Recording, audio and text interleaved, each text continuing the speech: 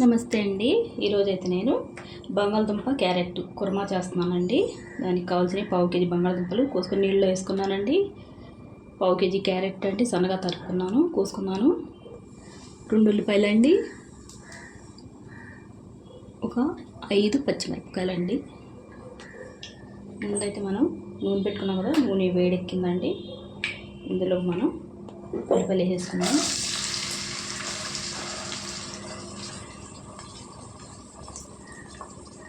అలాగే క్యారెట్ కూడా వేసుకుందామండి.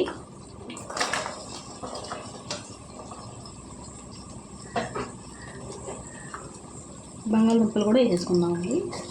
3 ఉల్లిపాయలతోటి ఉడికిపోతాయి.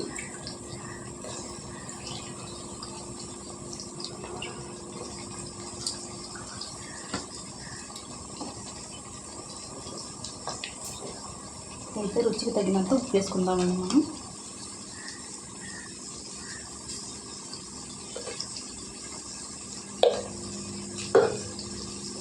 పసుపు వేసుకుందామండి.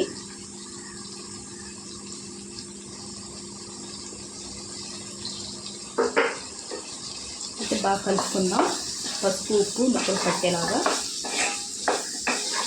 చాలా టేస్టీగా ఉంటుందండి. ఒకసారి మీరు ట్రై చేయండి. ఉప్పులు కాకపోయినా రోటీకైనా ఎలాగైనా తినచ్చు, రైస్లోకైనా చాలా టేస్టీగా ఉంటుంది. బాగా కలిపేసుకొని మూత పెట్టి మగ్గించుకుందాం. చూడండి, క్యారెట్ని బంగాళదుంప కొద్దిగా మగ్గాయండి.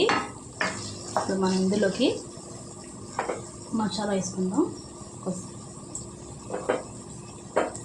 కొద్దిగా అండి, ఇంకా స్పూన్ మీద కొద్దిగా వేసుకున్నాను పౌడర్.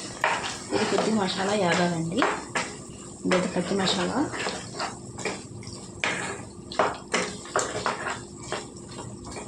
కొద్దిగా బాగా కలిపేసుకొని కొద్దిసేపు వేగనిద్దాం మూత పెట్టుకొని. అంటే పచ్చి మసాలా వాసన పోవాలి కదండి, దాని గురించి. చూడండి, మసాలా అయితే ఎగిపోయిందండి. ఇప్పుడైతే మనం ఇంట్లో కారం వేసుకుంటాం.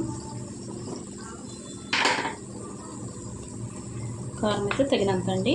కారం తిన్నా బట్టి, ఎక్కువ తింటే ఎక్కువ, తక్కువ తింటే తక్కువ. నేనైతే ఇందులో పచ్చిమిరపకాయలు కూడా వేస్తాను కదండి, అందువల్ల కొద్దిగా వేసాను. 2 నిమిషాలు పావు వేసాను. పచ్చిమిరపకాయలు ఎక్కువ వేసుకుంటే టేస్ట్ బాగుంటుందండి, ఏ కూర అయినా సరే. కొద్దిగా వేగాలండి కారం అయితే, పచ్చివాసన పోయే వరకు. నూనె వేడిగానే ఉంటుంది కదండి, తొందరగానే ఎగిపోద్ది కారం అయితే. ఎగిపోయిందండి. ఇప్పుడు 4 టమాటాలండి ప్యూరీ వేసుకుంటున్నాను. బాగా కలిపేసుకుందాం.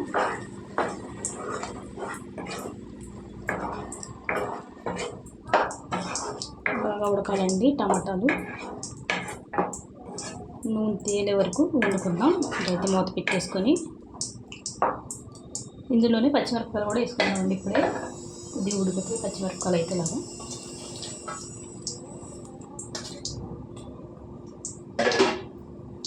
మూత పెట్టుకొని వండుకుందామండి. చూసారా, నూనె తేలే వరకు ఇలా వండుకోవాలండి. ఇలా వండుకుంటే మనకి ఉప్పు కారం బాగా పడతాయి ముక్కలకు కూడా. ఇప్పుడైతే మనం సరిపడా నీళ్ళు వేసుకుందాం. నేనైతే ఒక పెద్ద గ్లాస్ వేసుకున్నాను. అయితే బాగా కలిపేసుకొని ఉప్పు చూసుకుందామండి. ఉప్పు చూసుకొని మూత పెట్టి వండుకుందాం మనం.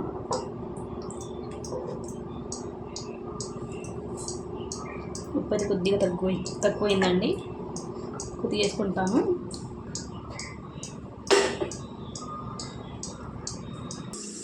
చూడండి, ఇలా దగ్గరికి అంతా వండేసుకుంటే చాలా టేస్టీగా ఉంటుందండి. మీకు గ్రేవీ కావాలంటే ఇంకొద్దిగా పలుచగైనా దించుకోవచ్చు. ఇలాగైతే చాలా టేస్టీగా ఉంటుంది మనకి. ఇంతేనండి, బంగాళదుంప క్యారెట్ తోటి కుర్మా. ఒకసారి మీరు ట్రై చేయండి. వీడియో నచ్చితే లైక్, షేర్, సబ్స్క్రైబ్ చేసుకోండి.